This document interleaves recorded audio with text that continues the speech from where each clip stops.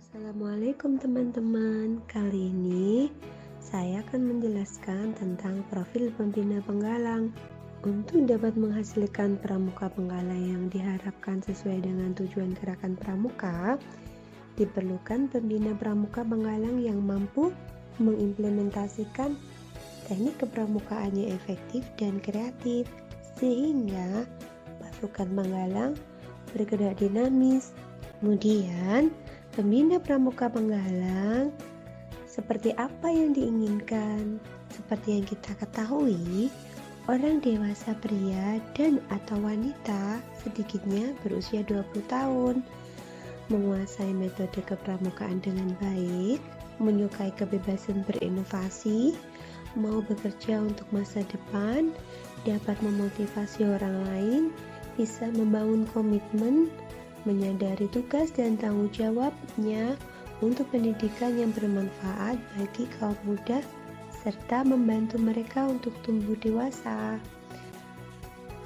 Kemudian, tugas pokok pembina pramuka penggalang adalah mendidik para pramuka penggalang agar tumbuh dan berkembang menjadi sosok yang sesuai dengan tujuan gerakan pramuka.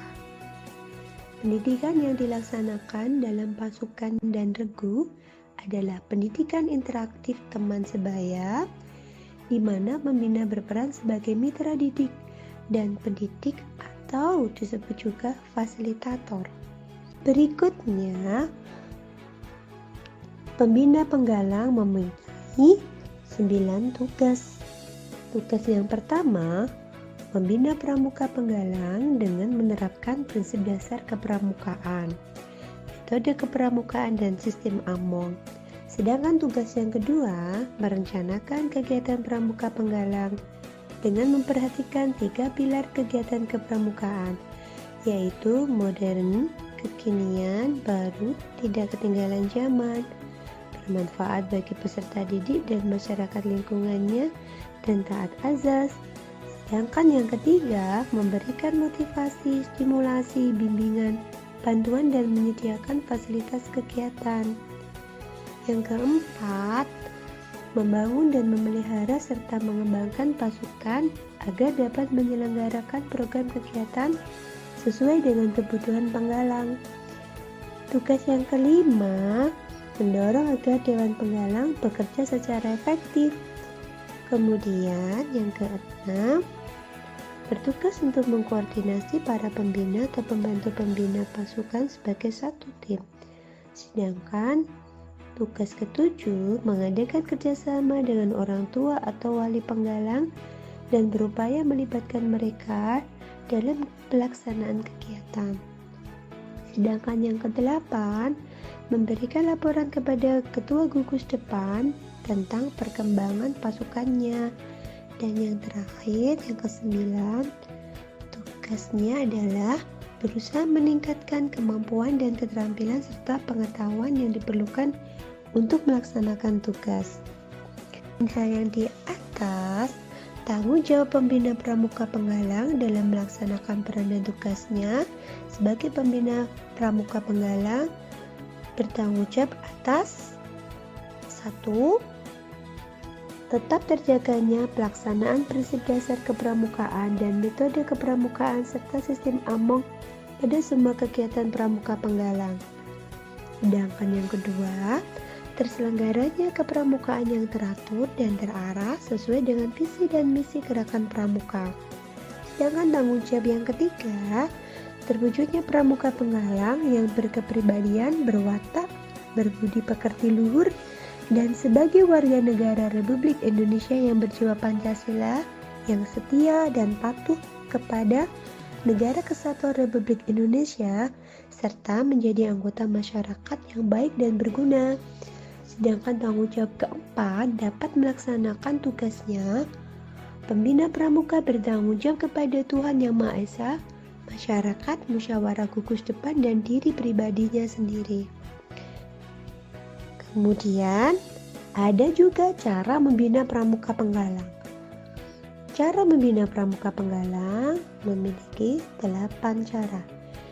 Yang pertama, dapat menggunakan sebagian cara-cara dalam membina siaga atau sifatnya situasional. Sedangkan cara yang kedua, kegiatan yang menantang pengembaraan termasuk hiking, climbing, camping, rowing, rafting, orienteering paling disukai penggalang. Namun demikian harus dipersiapkan dengan teliti faktor keamanannya dan tidak boleh terlalu sering dilakukan. Sedangkan cara yang ketiga, kegiatan yang mengacu kedisiplinan sangat penting diberikan, misalnya pelatihan baris berbaris dan upacara. Dan cara yang keempat, reward dan punishment mutlak harus dilakukan dan ditegakkan. Sedangkan cara kelima, kehidupan menggalang ada di regu. Oleh karena itu, kekompakan, kreativitas, dan disiplin beregu harus dipelihara. Yang keenam, pembina penggalang tidak boleh seenaknya membuat acara latihan menurut keinginannya sendiri, tetapi harus tahu kebutuhan penggalang dan bertanya kepada mereka latihan apa yang diinginkan atau ask the boys. Walaupun ketentuan ada di tangan pembina, karena pembina sangat tahu akan dibawa kemana arahnya. Sedangkan cara yang ketujuh, setiap kegiatan yang menarik tujuan akhirnya adalah pembentukan karakter.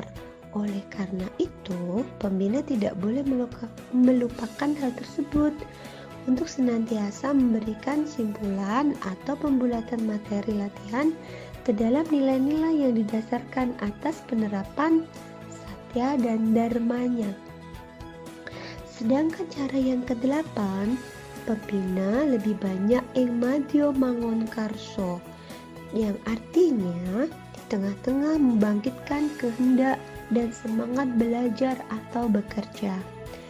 Kemudian teman-teman, ada juga peran pembina penggalang yang terdiri dari 10 peran yang harus dilakukan.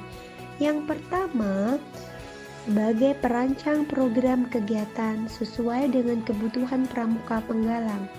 Sedangkan peran yang kedua, pembina penggalang bergiat bersama peserta didik, pembimbing, pemberi dukungan dan fasilitas agar para peserta didik dapat bergiat dengan teman-teman dalam satuannya dengan riang gembira, teguh terjamin keselamatannya dan menghasilkan kepuasan batin pada semua peserta didik. Sedangkan peran ketiga, memberi bimbingan dan bantuan kepada penggalang dengan menggunakan prinsip dasar kepramukaan dan metode kepramukaan dan sistem Among, sehingga melalui kegiatan yang disajikan, pembina pramuka dapat mendidikkan sikap dan perilaku yang dilandasi kematangan spiritual, emosional, sosial, intelektual, dan fisik. Sedangkan peran keempat, pelaksana kebijakan gerakan pramuka yang terdepan dalam melaksanakan pendidikan bagi pramuka penggalang. Peran pembina penggalang kelima, pembina sebagai pengelola satuan. Pembina pramuka berperan sebagai seorang manajer yang bisa mengelola organisasi gugus depan. Tugas sebagai manajer mulai dari merekrut peserta didik, menyiapkan program kegiatan latihan, sarana latihan, mencari dana, mengevaluasi kegiatan latihan, memutakhirkan program latihan. Sebagai manajer program latihan, pembina harus bersama-sama dengan peserta didik merancang program latihan, mengendalikan program latihan tetap berada pada jalur pendidikan yang mengarah pada perkembangan kecerdasan spiritual, emosional, sosial, intelektual, dan fisik. Yang keenam, pembina sebagai pengawal misi gerakan pramuka, yang artinya pembina mengendalikan program latihan tetap pada jalur pendidikan yang mengarah pada perkembangan kecerdasan spiritual, emosional, sosial, intelektual, dan fisik. Dan yang ketujuh, pembina sebagai pengarah tercapainya visi, pembina pelaksana kebijakan gerakan pramuka yang terdepan dalam melaksanakan pendidikan bagi pramuka penggalang. Sedangkan yang kedelapan, pembina sebagai motivator. Dalam hal ini, pembina memberi motivasi, bimbingan dan dukungan serta fasilitas agar pramuka penggalang bergiat di satuannya. Yang kesembilan, pembina sebagai pembuat komitmen.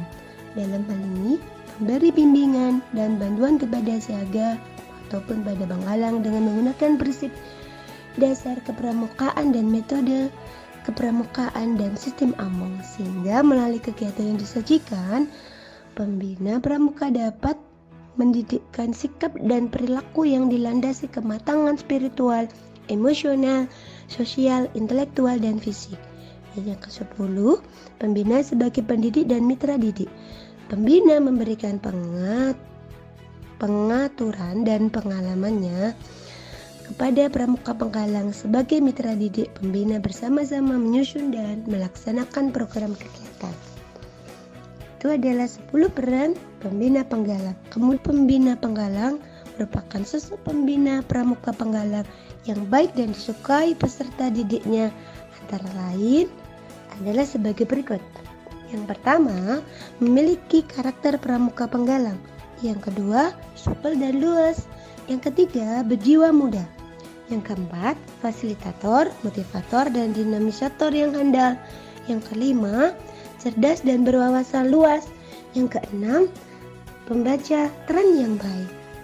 Itulah teman-teman profil pembina penggalang yang dapat saya ungkapkan dalam kesempatan ini. Dan jika ada kesalahan, saya mohon maaf. Saya rasa cukup sekian teman-teman. Terima kasih.